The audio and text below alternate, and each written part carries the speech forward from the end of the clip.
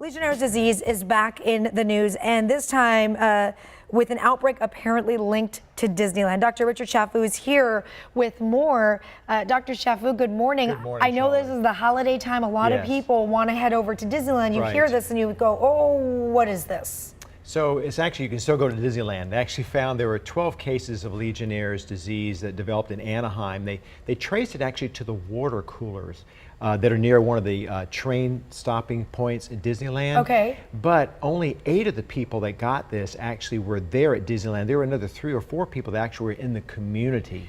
What is, for anybody that may not know what Legionnaire's disease So is? Legionnaire's disease is a bacterial infection. Okay. And it's caused from aerosol microdroplets, the bacteria getting into these and then inhaling that. So you get a respiratory infection, actually gets very serious pneumonia. And these water cooling towers, Shally, are about 100 feet away from where the public is. So there were people probably within that general vicinity that weren't even at Disneyland that were able to inhale these droplets. I see.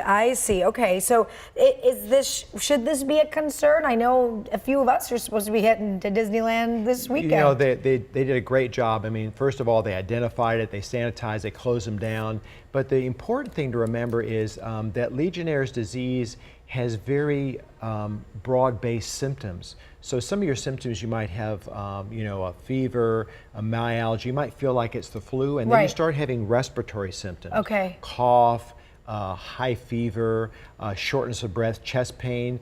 You may actually have GI symptoms, mental confusion. So the key is, it's not that uncommon. Unfortunately, there are about 8,000 to 18,000 people every year in the United States that are hospitalized with Legionnaire's disease, and unfortunately, it's about a 10% mortality rate.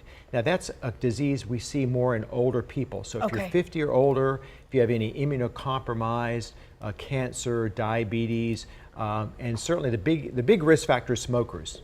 So you want to stop, obviously not smoke. But we can go to Disneyland. But we can definitely go to Disneyland. Okay. For sure. Let's talk about something else that is making the news. New health guidelines say, this was could be shocking for some people, nearly half of U.S. adults may have high blood pressure. Wow. Yeah, well, isn't that amazing? You know, we used to always say traditionally that hypertension would be diagnosed when you had a blood pressure of higher than 140 over 90. And that if you had a higher pressure than that, you needed treatments, initially maybe a lifestyle change. But what they found from these studies, Shally, is that when they drop those numbers back to 130 or over 80, you reduce by half your risk of serious problems related to uncontrolled hypertension, which is stroke, heart disease, and kidney disease. So if you have a blood pressure now, these are cardiologists are telling us this, American Heart Association, American College of Cardiologists have said, you know, keep that pressure of 130 or 80 or below. If it's between 130 and 80 to 140 over 90, you have what's called type 1